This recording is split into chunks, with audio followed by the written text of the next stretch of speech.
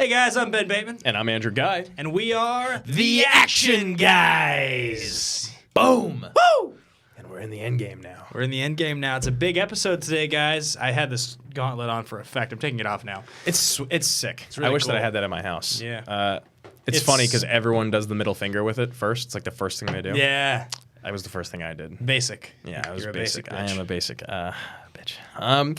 So, Endgame came out. We just talked about it for an hour and a half on Action Movie Anatomy earlier this week. We gushed and gushed and gushed, but this is going to be even more so because we're going to be talking only our top 10 moments. Yes, it's just a crazy week. I can't believe how much money this movie's made. I can't believe how exciting it was. We both had the honor of watching it twice now. Yeah. And we actually have already taped, last week, we taped our definitive rankings of all 22 films in the MCU. That's actually going to air next week here on Collider, the podcast network.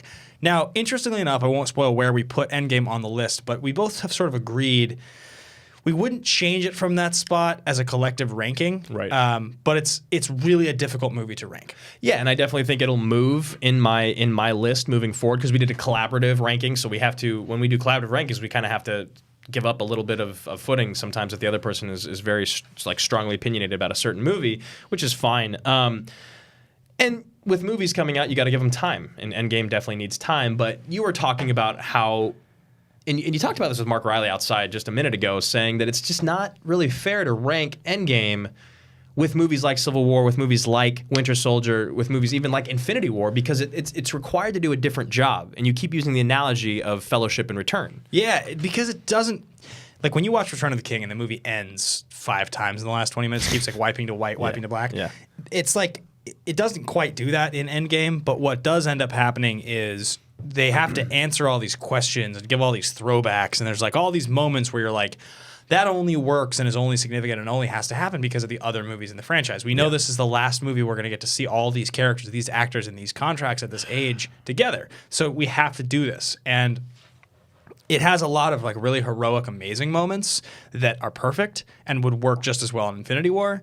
But Infinity War gets to be the buildup. It gets to, and it is a much more cohesive story. A complete story. Yeah, like it feels, I guess, not more earned. This one feels extremely earned. This one feels like if you tried to make this movie 2 hours and 10 minutes long, it wouldn't work. It would feel too normal. Yeah, and they did a great job. We discussed this on the other show, saying, and guys, if you haven't figured out, this is going to be a spoiler-riddled episode. There's going to be nothing but spoilers. You were saying how at originally the end of Infinity War, they were supposed to kill Thanos and see Clint's family turn to dust, and that would have been, I think, a mistake. And obviously, they corrected that mistake. It would have made Infinity War not feel as complete. Right. Whereas at the end of this movie, or at the end of Infinity War now, it's definitely a cliffhanger, but it also feels like the movie, it could just be done. There could never be another movie and the bad guy wins, which would never happen in a Marvel movie. But. Yeah, and it's also crazy, like people's opinions of Infinity War afterwards. Like people who like don't do this for a living or like don't understand structure or story were like, I don't know, I didn't love it the way the bad guy wins. And it's like, it's because it's part 1. Yeah. The bad guy doesn't win. There's just a great ending to the movie. Yeah, because we all know, since we're all so in, touch these stones, is that the bad guy winning means the good guys are going to come back and win like in the craziest way you've ever seen. Yeah, epic, you know? epic AF, as the kids say. Anyway, and then they dab. Yeah, and then they dab. So I just did that. The full discussion is going to be each of our top 10 moments in Infinity You've done that many times. Infinity games. In Endgame, we're going to be counting them down. We each have our own respective list. We'd be curious to know what your number 1, number 2, number 3, etc. are. I have a sneaking suspicion a lot of people's number 1 is the same, but you never know because I've heard people have different opinions on this. Yeah, there was actually a lot of differing number 1s on AMA, so I was happy to see that. Yes, so a couple quick shout-outs, guys. I am Ben Bateman. That's Andrew Guy. You can find me at Ben Bateman Media on Twitter and Instagram, and you can find our show on Twitter at Team Action Show. You guys can find me at Andrew Guy on Twitter and Instagram. You can also find this show, our network, our YouTube. Why is this so hard for me to say? You're struggling. Our YouTube channel is youtube.com/Action Industries. We upload full episodes, full video episodes of the Action Guys on Tuesdays to the public, Friday to our patrons, patreon.com/Team Action. And yeah, go subscribe there, guys. And if you don't want to look at us, you can also download this. Yeah, the full audio show goes up every single week on Fridays. It goes up on the Collider Movie Talk feed on the podcast network. And then they have a YouTube channel for the podcast network as well, where there'll be a clip. You'll probably be watching this clip right now on that network, or maybe on Twitter or something like that. But we actually, on patreon.com/Team Action, put up the full episodes the same day the audio drops, and then it goes up publicly on the Action Industries YouTube the following Tuesday. So if you want to watch this whole episode, that's the best way to do it. And you did that much better than I did. Yeah.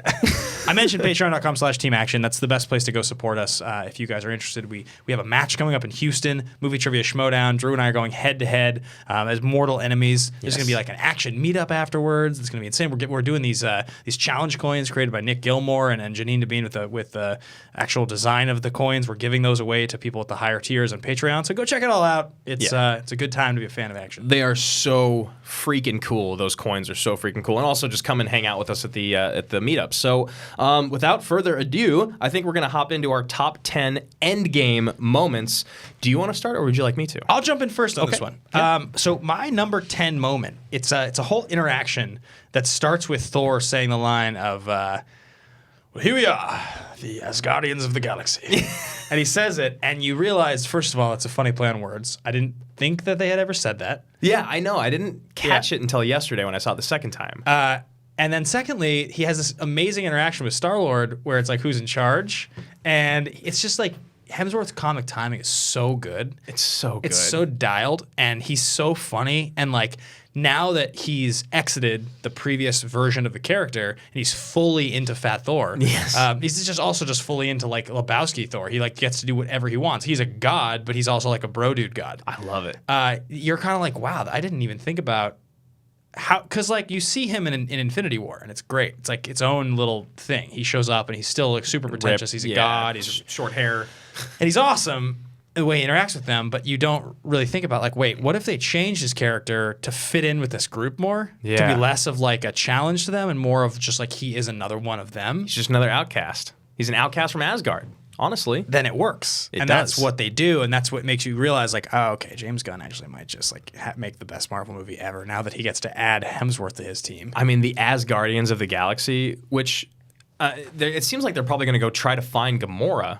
You know, the first thing that Quill does is he's searching for her. And he's got to meet past Gamora, who doesn't know him yet. Doesn't like him, which I think is interesting that they met, and even Nebula goes, it was between him or a tree or whatever, and then she still left. Like, Gamora still left, which was, I mean, not surprising. It's surprising that Quill let her leave. One really interesting thing there is because my initial theory was that she's gone. Because my thought was like, okay, so the snap happens, everybody brought from that portal by Thanos is gone. And they all erase. And it's not like Iron Man in his moment when he says it gets to think like, oh, except for Gamora. Like, that's not what he does. He snaps away everything, so she would be gone.